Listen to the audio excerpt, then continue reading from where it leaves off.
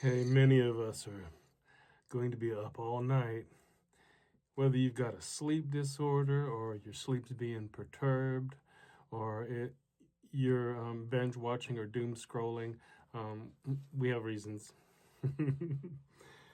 Mine is because of a sleep disorder. I've got narcolepsy, which plagues me with daytime sleepiness, and cataplexy, which plagues me with mobility issues.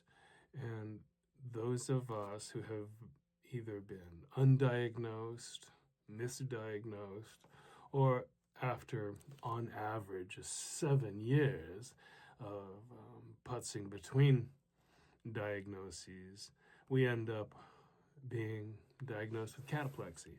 And that means that you're going to lose posture partially or completely under certain circumstances.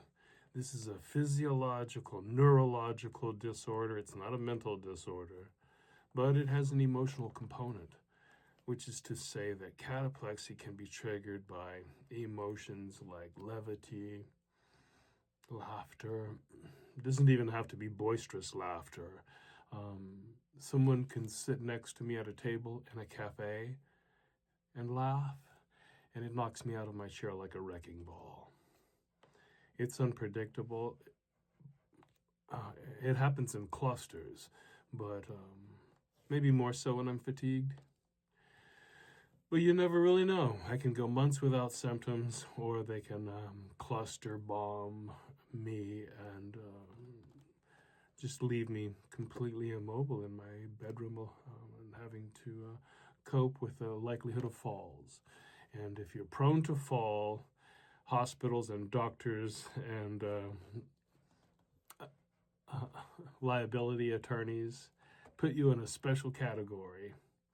And so when you have cataplexy, you want to avoid falls because that's when you can really get injured. That's when you can lose mobility on a permanent basis.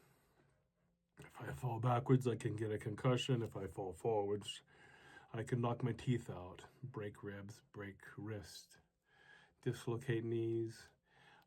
The possibilities are endless. So you really want to try and keep your symptoms under control. Some of us have relied upon pharmaceuticals. Some of us are trying holistic approaches involving sleep hygiene and avoiding triggers. I'd love to hear from all of you because I want to know what your approach is. I would take the shotgun approach. The nuclear approach for cataplexy is a little compound called GBH. Maybe you've heard of date rape. The proper society industry name, maybe Xerum, but whatever you call it, it's a Schedule 4 narcotic. And if you want to avoid it, I can see why. But if you are desperate enough to grasp for your mobility and maybe even get your driver's license back, maybe Xerum is the approach for you. I don't know. And frankly, the specialist, neurologist, sleep specialist, they're all just guessing. If you catch them in an unguarded moment, they'll admit that they're just guessing.